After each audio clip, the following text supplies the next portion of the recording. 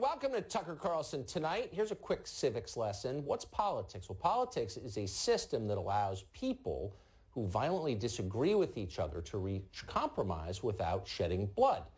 It's worked well for a long time in this country. But when one side decides it is no longer willing to compromise, that system breaks down. Without compromise, you no longer have politics. Instead, you have an especially fanatical form of religious belief. ISIS, for example, is not a political organization. Its leaders reject accommodation of any kind. Its leaders assume that everything they do has the approval of a higher power. They are good people. They know that. They know their beliefs are not simply correct. They're the only possible beliefs. Anyone who disagrees with them is, by definition, immoral. So a system like that does not allow for the possibility that good people might be mistaken once in a while or reach different conclusions sincerely. People with different opinions are, again, by definition, bad people. In fact, they may not even be people at all. They might be subhuman. They must be converted to the faith or crushed and eliminated. This is not an American way of looking at the world, and yet suddenly it's everywhere. And unfortunately, it now defines parts of the modern Democratic Party. Joe Biden didn't know this. Biden has been in Democratic politics all of his life, but he's taken the last couple of years off. He's been flying around the world getting rich by giving high-priced speeches. By the time Biden decided he wanted to run for president yet again, his party had changed completely, but nobody told him. So he made the mistake just the other day of saying this about Mike Pence.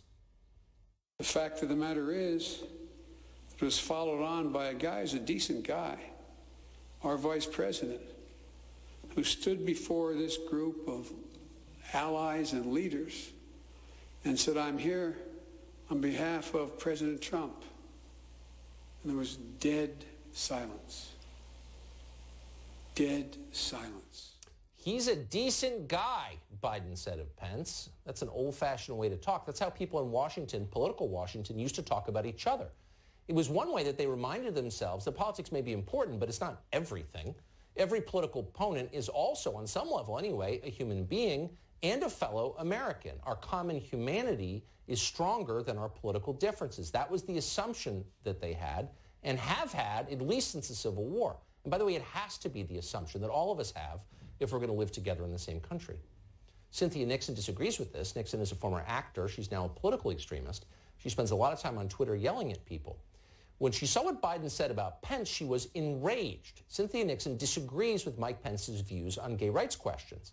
Therefore, she knows that Pence cannot be a decent person. It's just not possible. She told Joe Biden this on Twitter. Joe Biden had no choice but to agree with her. "You're right, Cynthia," Biden wrote back. "There is nothing decent about being anti-LGBTQ rights, and that includes the vice president." People used to say that Joe Biden was a decent guy, too. But in the modern Democratic Party, there are no decent guys anymore. There are only people who are with the program and apostates who deviate from it. Congresswoman Tulsi Gabbard suddenly is in the latter category. How did that happen? By any sane measure, Gabbard is a staunch progressive. But she does hold heterodox opinions on foreign policy. Instead of agreeing with Bill Kristol's foreign policy, she still believes what many progressives used to believe. She wants to keep the U.S. out of pointless foreign conflicts and instead focus on domestic concerns. And for having that opinion, she's almost been expelled from her own party. Watch. They've dismissed you as sucking up to this dictator. You're a bad person is basically what they're saying. Has anybody actually debated you on the points that you're making? No. Constantly I see, again, people from both parties instead resorting to name-calling or superficial attacks because they refuse to engage on the substance of this argument about why they continue to push for and try to wage these regime change wars, ignoring the disastrous consequences on the people in those countries and the American people. So that's suddenly a very controversial thing to say in the modern Democratic Party, a place where there is no room for dissent anywhere on any issue. On Wednesday, for example, a handful of Democrats joined with Republicans to add an amendment to a universal background checks bill in the House. That amendment would require reporting a gun buyer to ICE if that buyer is an illegal alien, a group that is not allowed to buy guns in the United States. In a closed-door meeting after the vote, the Democrats who joined with Republicans on that were reportedly denounced by party leadership for their racism. The party's new ideological enforcer, Alexandria Ocasio-Cortez, warned that Democrats who help Republicans in any way would go on a, quote, list and would have primary challenges next time they ran. So that's what extremism looks like. The enemy is 100% wrong, and we are 100% right, always. They are going to hell, and we're saved. What is happening here is a sin against God. I believe that. Jesus said, "Suffer the little children unto me." He did not say, "Let the children suffer." A time in which we celebrate the birth of Jesus Christ. Thank God there wasn't a wall that stopped him from seeking refuge in Egypt. Thank God that wall wasn't there. And thank God there was an administration like this. And while we're doing the Lord's work by ministering to the needs of God's creation, they are ignoring those needs, which is to dishonor the God who made them. Mm-hmm. We're doing God's will. We're on God's side. God loves us. God does not love the other side. They're sinners. They're going against God's will. And in fact, you know what? They could be Nazis. This is the United States of America. It isn't Nazi Germany. Bottom line, Donald Trump increasingly looks like Hitler in Nazi Germany. Much like Hitler took over the Nazi Party, Trump has taken over the Republican Party. If you vote for Trump, then you, the voter, you, not Donald Trump, are standing at the border like Nazis, going, you here, you here. They are the tactics that have been used through history by the worst purveyors of pure evil, including slave traders, including Nazis, including terrorists.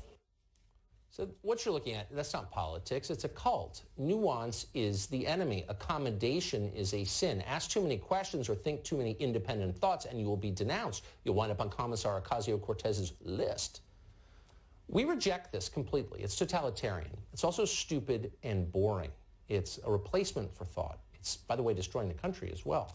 We will always welcome people we disagree with onto this show. We assume they are decent people. And by the way, mostly they are decent people. We'll do our best to find common ground with them and anyone else whenever we can, because why wouldn't we? And that's why you'll often see sincere leftists on this show treated with respect. Tulsi Gabbard, Glenn Greenwald, Ro Khanna, Michael Tracy, many others. We disagree with these people on a lot of things, but not on everything, and that's the point. But most important of all, they are Americans just like us, and that matters most. We need to remember that. David Burstein is co-founder of Run for America, and he joins us tonight. David, thanks a lot for coming on. So I understand that Biden wants to appeal to the base, and the base is mad at Trump. I get it. But since he's an adult over 70 and he's been in this a long time, wouldn't this be a perfect moment for him to say, wait a second, I know Mike Pence, I disagree with him on gay rights and probably 1,000 other things, but he's a decent man. And you have to be able to allow that your opponent's a decent man, or else we just have war. Why didn't he say that? Well, I think he's recognizing what the Democratic base is at the moment, right? And I think that's a big problem for him and his desire to run for president in this political climate. I agree with you. Right. I think there's also a blurring, as you just pointed out, when it comes to issues that have to do with, for instance, LGBT rights. I think there's a different set of questions that people are looking at. People do feel, and Mike Pence's positions do suggest to many people that we should be treating people, indecently in other people's eyes, right? But hold on. But that should not be a case for saying that Mike Pence is a terrible person, even if he's being indecent to other people. Well, look, there are a lot of opinions that I think are indecent that are policy of the Democratic Party. I mean, I could name a lot of them, beginning with abortion. And I feel that as strongly as any LGBTQ activist feels about his set of issues. But I also believe, and I think I am required to believe, that people who disagree with me can be really good people. They just reach a different set of conclusions. The Democratic base does not believe that. That's a totalitarian belief. It's a threat to the country, and it's a recipe for civil war. So why doesn't some adult come in and say, settle down, AOC. Other people are still people, even if you disagree with them. No one's brave enough to do that. Well, look, I will say that I don't think people should be engaged in this, but I will say that I think people feel emboldened by their constituencies. AOC is an example of someone who ran not on a position of compromise. She did not run for office saying, we should compromise people, we should work along. Joe Biden is trying to run in that vein, right? He got in trouble a couple weeks ago for saying something about how a Republican, he liked a Republican, Fred Upton in Michigan, and people criticized him for that because it cost that person an election in a swing seat. So, the reality reality is she is saying, I am for this. I am going to be radical. I believe the problems of our time require radical solutions, and I'm not interested in what other people are. No, that's what her constituents. You could easily say that's what her constituents voted for. Well, and I mean, like 20% of her district even voted. Absolutely. But no, you make a fair point, and I agree with that. That's who she is. Right. What I'm saying is that's poison. It's super dangerous. She's an influential person. Some of her policy ideas are kind of interesting. We should debate them. But if we begin with the assumption that anyone who disagrees about anything is not fully human, then why don't we, or is indecent or is immoral, if we start framing everything as a moral question, then why don't we wind up shooting each other? Sincerely. Well, I think to be fair, that I wouldn't say that any Democrat in office thinks Republicans are immoral on every single issue. There are a number of issues you played in that clip reel in which those things have come up. And it's not coincidental that some of those issues are issues about children at the border. They're questions about LGBT, rights. Okay, whatever. Spare me. I mean, there are lots of issues that I feel that way about, that there are moral issues. I get that. But having a view on moral issues is not saying that people are indecent people on all. What we're arguing about is not salvation. Political parties can't keep you from going to hell, and they can't bring you to salvation. They can only pass laws and form policies. I think some of those people in that clip should be reminded of that. That's my point exactly. That this is not a religion, and if we start pretending that it is, we abet extremism, and we're going to actually wind up reaping the whirlwind from that kind of crap. When our leaders say, oh, the other side is immoral. Really? They're Nazis? What do you do to Nazis? But Tucker, let's also be honest about how Republicans have been on this issue. Would you really say that you think Republicans have not used some of the same language on the part of Democrats over the past several decades? Yes, some of them have, and I hate that crap. But the leaders of the Republican Party have never done that. The people like the guys, Ronald Reagan never said our opponents are evil. Yeah, well, that was a long time ago. It was a long time ago. I'm just saying, and by the way, you make a fair point. If AOC is obviously a bit of a sideshow, though she's gaining power, but Nancy Pelosi should not be talking that way. It's just too powerful. You played a clip of there. Generally speaking, that's not her demeanor. It is reflective of a new generation of people. Yeah, right? Because you see Biden, you see people like I get it. They're zealots, and the revolution always eats itself. I'll give you the last word. The political moment in this country has changed. The rhetoric has heated up, and it's very, very important to these people that they stand with their constituents and what those people believe. It's scary, I think. David, thank you very much. Thank you. Good luck in the revolution. Rob Portillo is an attorney and a radio host, and he joins us tonight. Mr. Portillo, thank you very much for coming on. So I would throw that to you. And you're a Democrat, a liberal. I assume you agree with everything that your party says. But is it helpful to frame every issue as a moral imperative where there's no gray and no potential for compromise?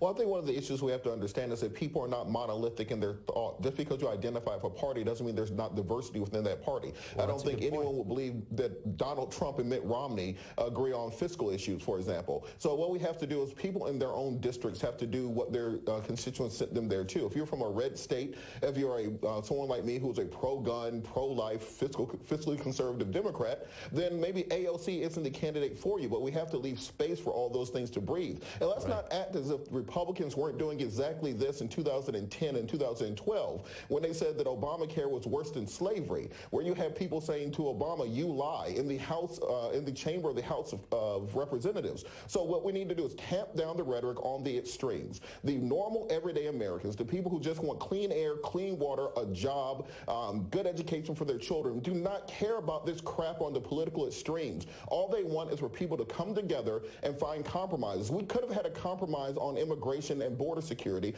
but the Freedom Caucus and Mark Meadows blocked that in 2013. Well, let me ask you one question. I basically agree with you. And as a sort of matter of policy, I don't think you should be yelling at people from the audience, no matter who it is. So I don't think you should yell at the president during the State of the Union.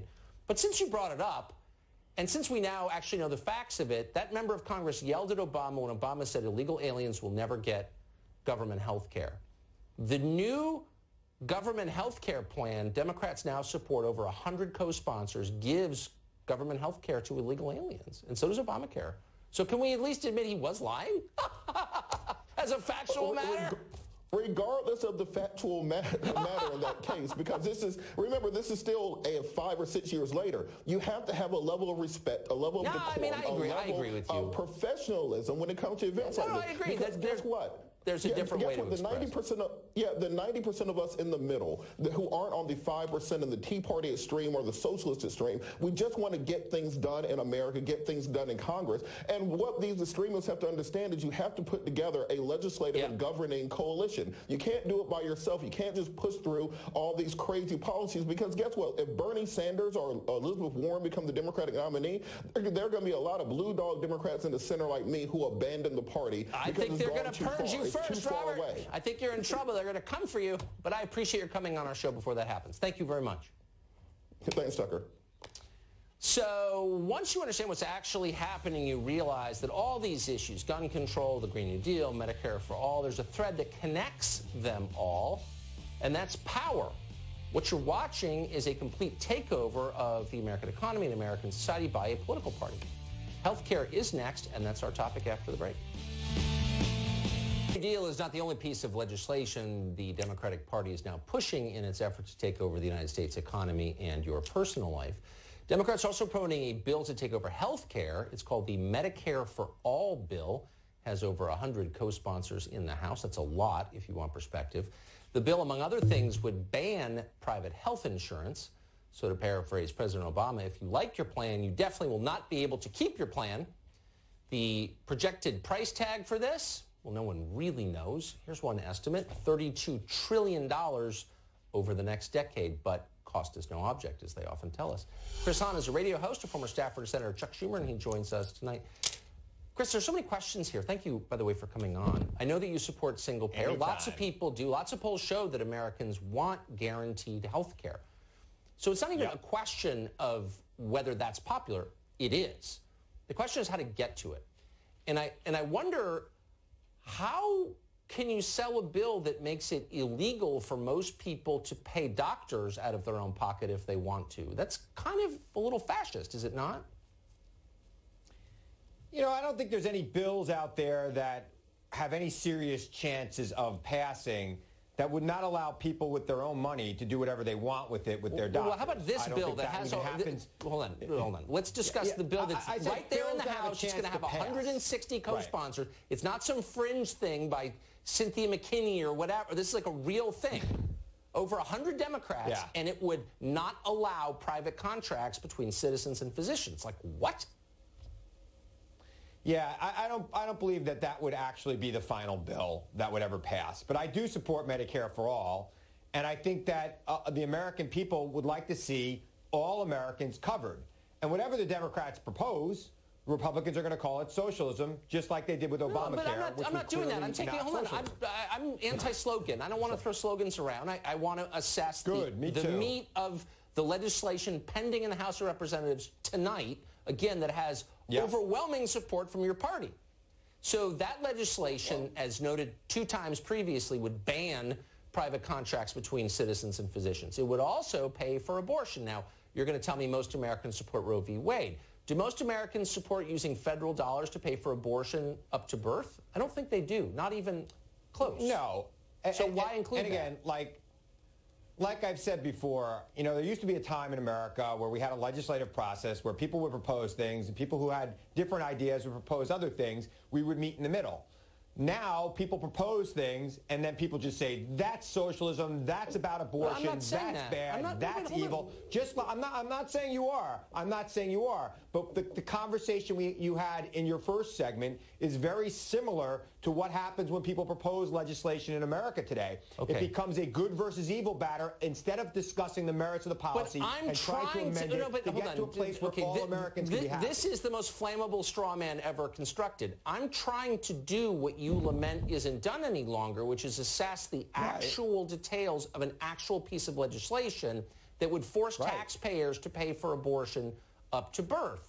There's no large group of Americans that wants that. Why? You'd have to be a freaking lunatic ideologue to put that in a piece of legislation. Why are they doing that? You would also have to repeal the Hyde Amendment and do some other things before that would actually be legal under our laws in the country.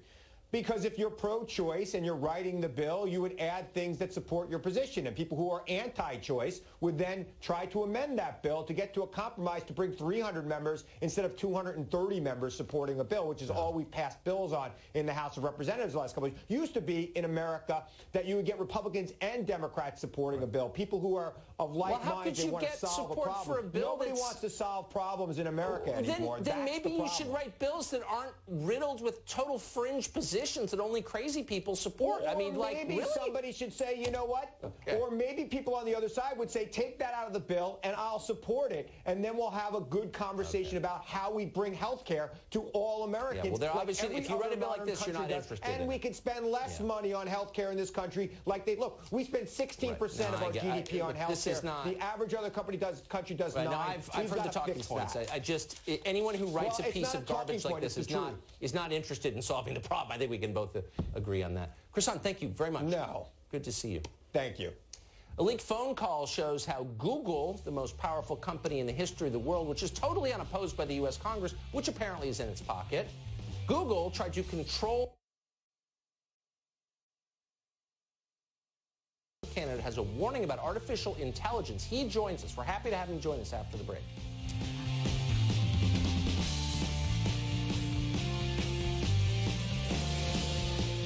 And exclusively by this show, Adam Kovacevic, he's Google's head of U.S. public policy, explains to Google employees why the company was a sponsor for CPAC that year. Google sponsored CPAC, he says, because it wouldn't let them push the party toward a more open borders agenda. Listen. The Republican Party, and I think conservatism generally, is also going through a lot of internal debates about what it should be, right? What should be the sort of position of the party? And I think that's one that we should be involved in because we, I think, the majority of Googlers would want to steer conservatives and Republicans more towards a message of liberty and freedom and away from the more sort of nationalistic, incendiary comments, nativist comments and things like that. Now, as noted, Google has more power than any company has ever had. It has the power of its massive data reserves technology. Of course, it has financial power as one of the highest market cap companies in history. It also increasingly has political power, though they don't typically admit it in public. Kovacevic did admit it. He said that companies like Google are playing, quote, a leadership role in American politics. He bragged that the company got a supporter of mass immigration onto a CPAC panel, and that person argued in support of Google's agenda. It shows a lot about big tech's attitude toward the country. They're in control.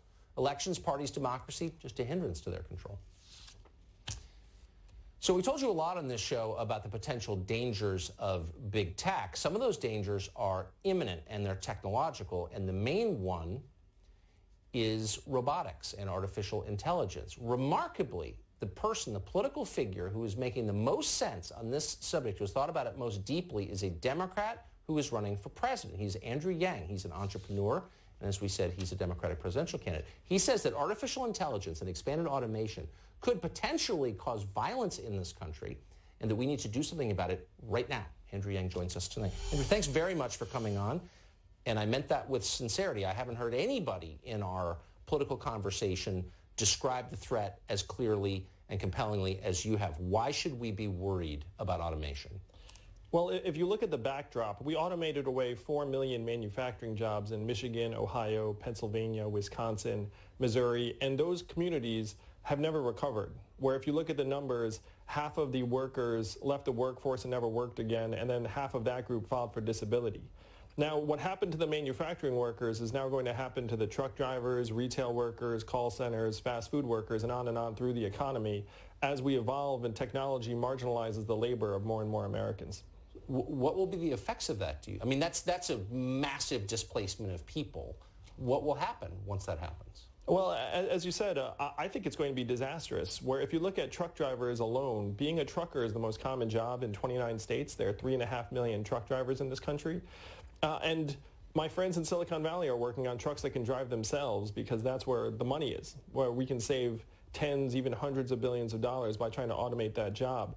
But I was just with truck drivers in Iowa last week, and imagining that community recovering from their income going from, let's call it $50,000 a year to much, much less than that catastrophically, it's going to be a disaster for many, many American communities. You're one of the only people I've ever met who's honest about the effects of deindustrialization. I remember in Washington, the idea was they'll all become computer programmers, and so everything is fine, but that didn't happen. My question is, do we have to sit passively back and let this happen to the country? Well, that's why I'm running for president, Tucker, is I think it would be insane to just sit back and watch this automation wave overtake our communities and our economy. So we're not ostriches. We can get our heads up out of the sand and say, look, we get it. Artificial intelligence is real. Self-driving cars and trucks are being tested on the highways right now, and we need to evolve. We need to actually start pushing the way we think of economic progress to include how our families are doing, how our children are doing, and things that would actually matter to the American people, because GDP is going to lead us off a cliff. You know, robot trucks, great for GDP, terrible for many, many American communities. So we need to get with the program and figure out how to actually make this economy work for people. I sit with my jaw open. I agree with you so strongly. Let me ask you finally, why isn't this a central question in the campaign of everybody running for president on any side, and why instead are they talking about issues that really are kind of frivolous? Why aren't they talking about this? You know, it's a good question, Tucker. I mean, one of the reasons I'm running for president is to push this into the center of the mainstream agenda, where every candidate should be talking about what we're going to do about the fact that we're automating away the most common jobs in the economy right now. As we're sitting here together, the labor force participation rate in the United States is 63.2%, the same level as Ecuador and Costa Rica. And if anyone thinks that's where America ought to be, I mean, that number is even going to be further challenged when all this technology comes online. So we have to make America embrace this challenge of the 21st century and then try and address it together as a people. Last question. Shouldn't people who cite unemployment statistics be penalized for saying something so stupid? Yeah, we have a series of bad numbers, and I referred to GDP as one. Certainly the headline unemployment rate is completely misleading. Yes. And one of my mandates as president is I'm going to update the numbers so they actually make sense to the American people. Yes. So we can know what's going on. Otherwise, we can't make wise decisions. Yeah, right now, again, and you know this, our life expectancy has declined for the last 3 years, first time in 100 years because of a surge in suicides and drug overdoses. How can you say an economy is healthy when our people are dying? It makes no sense. I literally couldn't. I don't even know what you think on the other issues, and I just support what you said so much. I appreciate your coming on. Thank you, Tucker. It's great to be here. Thank you.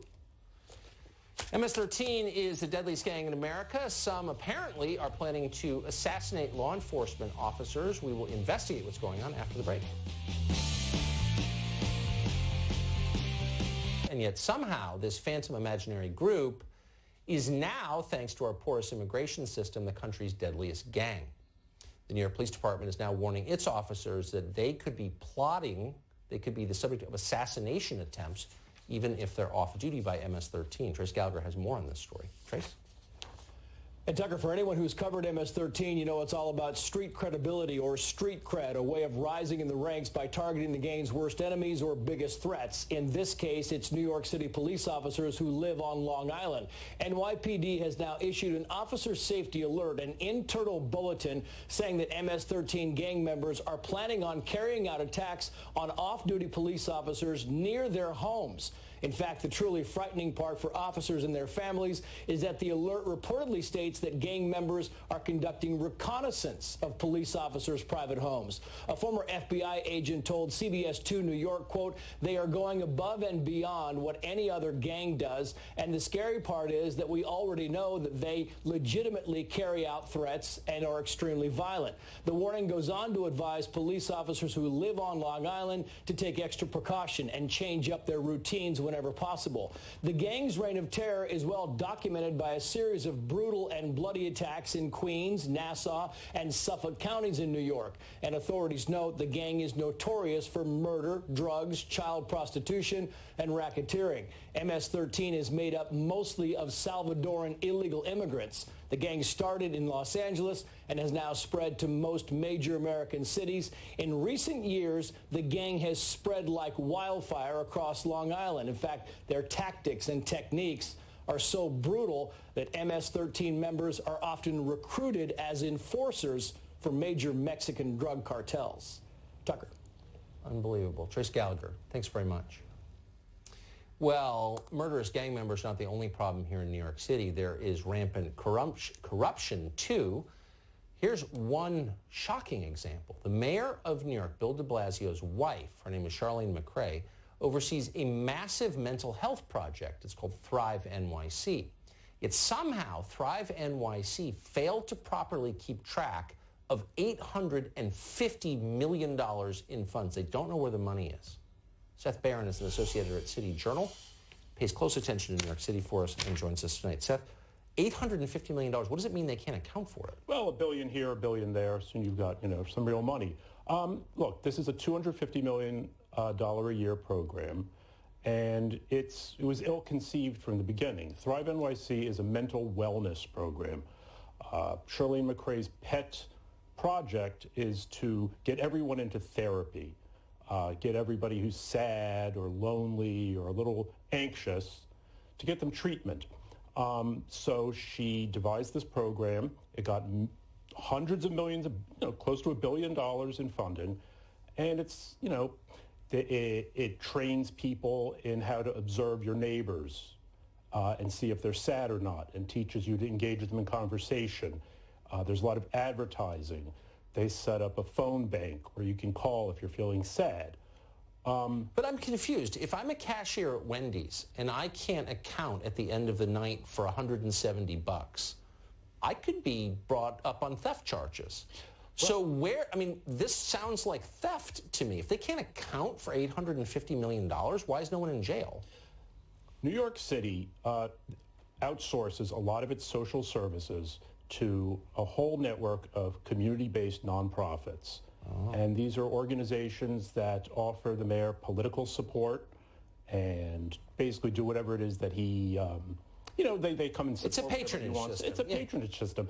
So these groups, likely were paid millions of dollars. So they've got to be shutting down the program, right? Oh, no, they're not shutting it down. They're expanding it.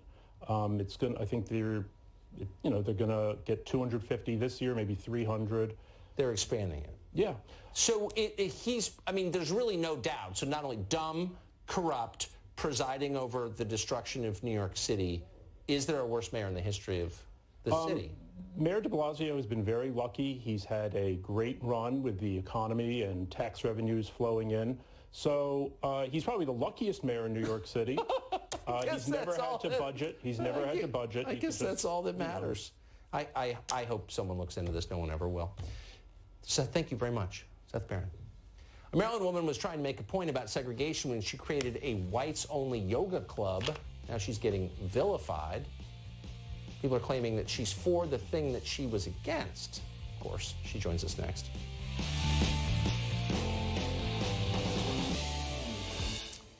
Maryland resident Pat Brown sparked a wave of outrage recently when she created a, quote, white women yoga group on the website Meetup. The group, she said, was, quote, to allow space for white women to gather in the name of yoga, surrounded by the supportive community of white people, white yoga instructors, and all-around safe white spaces.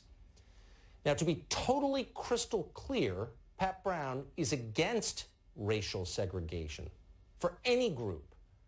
The group she put online was completely fake. She was making an important and too seldom made point.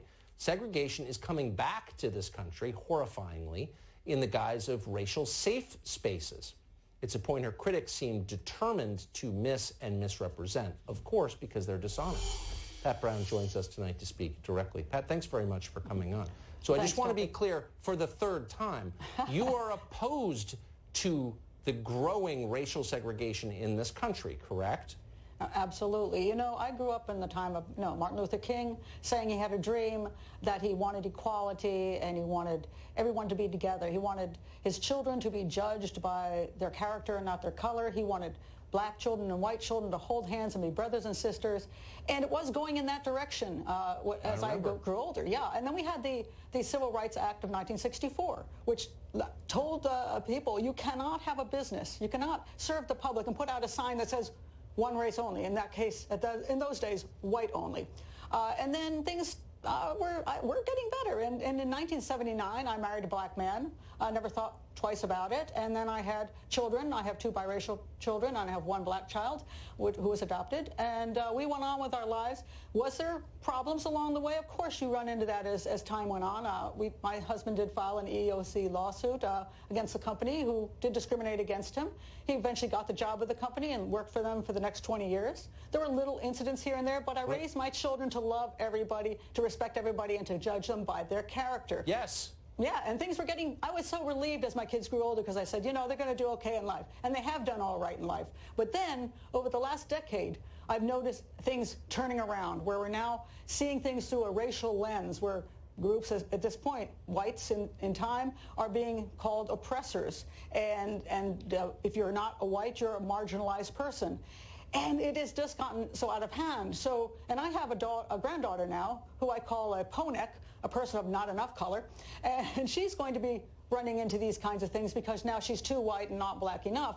So I've just seen this over time. Well, Meetup came along, and they kept sending me advertisements saying, you could join this group, you can join that group. And I'm going, but these are all black-only groups, or people of color-only groups, or African-American groups. And then I found out there were hundreds of these on the internet across our country. And this is a direct violation of the Civil Rights Act of 1964, because Meetup is a multi-million-dollar business. They made, I think, what, $14 million last year, $50 million?